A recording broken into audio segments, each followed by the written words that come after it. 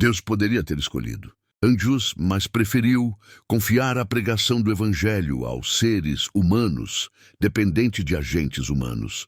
Deus não escolhe como seus representantes entre os homens anjos que jamais caíram, mas seres humanos, homens de paixões idênticas às daqueles a quem buscam salvar. Cristo se revestiu da forma humana para que pudesse alcançar a humanidade. Um Salvador divino humano era necessário para trazer a salvação ao mundo. E a homens e mulheres foi entregue a sagrada tarefa de tornar conhecidas as riquezas incompreensíveis de Cristo. Considerai a tocante cena. Vede a majestade do céu tendo em torno de si os 12 por ele escolhidos. Logo os separará para a obra que lhes destinou. Por meio desses frágeis instrumentos, mediante sua palavra e seu espírito, ele se propõe a colocar a salvação ao alcance de todos. Envia homens a Jope e manda chamar a Simão. Assim Deus deu prova de sua atenção para com o ministério evangélico e sua igreja organizada. O anjo não foi incumbido de contar a Cornélio a história da cruz. Um homem sujeito a fragilidades e tentações humanas, como o centurião, deveria ser aquele que lhe contaria a respeito do Salvador crucificado e ressuscitado. O anjo enviado a Filipe poderia ter ele próprio feito a obra pelo etíope, mas essa não é a maneira de Deus agir. É seu plano que os homens trabalhem por seus semelhantes. Temos, porém, este tesouro, prosseguiu o apóstolo, em vasos de barro, para que a excelência do poder seja de Deus e não de nós. Deus poderia ter proclamado sua verdade por meio de anjos sem pecado, mas esse não é seu plano. Ele escolheu seres humanos, homens cheios de fraquezas, como instrumentos na execução de seus desígnios. Os tesouros de valor inapreciável são colocados em vasos terrestres. Por intermédio de homens, suas bênçãos devem ser transmitidas ao mundo. Por meio deles, sua glória deve ser revelada. O povo de Deus deve brilhar em meio às trevas do pecado. Em amorável ministério, devem ir ao encontro dos necessitados e dos pecadores, guiando-os à cruz. E bem toda a sua obra devem tributar glória, honra e louvor àquele que está acima de tudo e de todos. Era propósito do Salvador que, depois de subir ao céu para interceder em favor dos homens, seus seguidores prosseguissem a obra que ele iniciou.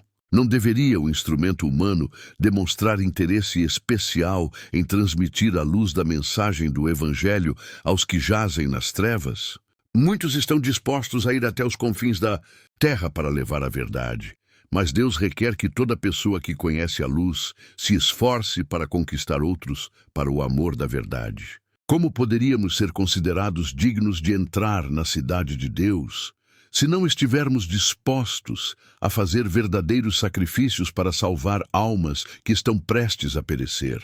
Em sua sabedoria, o Senhor coloca aqueles que buscam a verdade em contato com pessoas que a conhecem.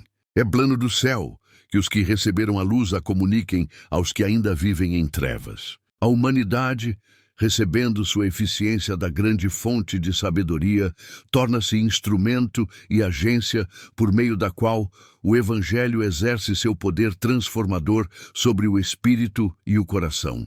Deus poderia cumprir seu propósito de salvar pecadores sem a ajuda humana. Contudo, para que desenvolvamos um caráter semelhante ao de Cristo, é necessário participarmos de sua obra. Para compartilhar da alegria dele, a alegria de ver almas redimidas por seu sacrifício, devemos tomar parte nos seus labores para a salvação delas. Cristo não escolheu como seus representantes entre os homens anjos que nunca pecaram, mas seres humanos sujeitos às mesmas paixões daqueles que buscam salvar. Ele tomou sobre si a humanidade para alcançar a humanidade. A divindade necessitou da humanidade, pois tanto o divino quanto o humano eram essenciais para trazer salvação ao mundo.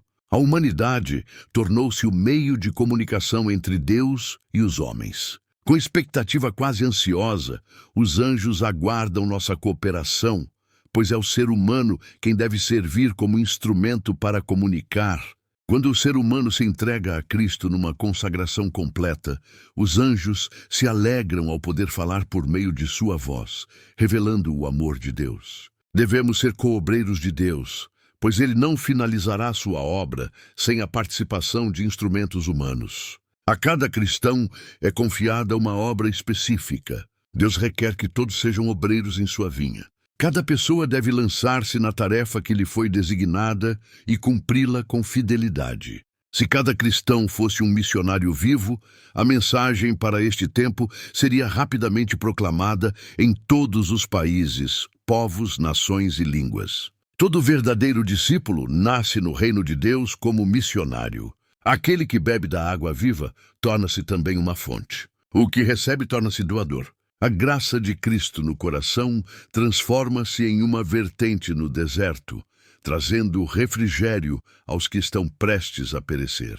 Deus espera serviço pessoal de cada pessoa a quem confiou a verdade. Nem todos podem ir a terras estrangeiras, mas todos podem ser missionários em sua família e vizinhança.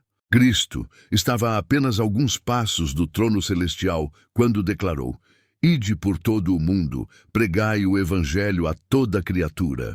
O poder de Deus os acompanharia.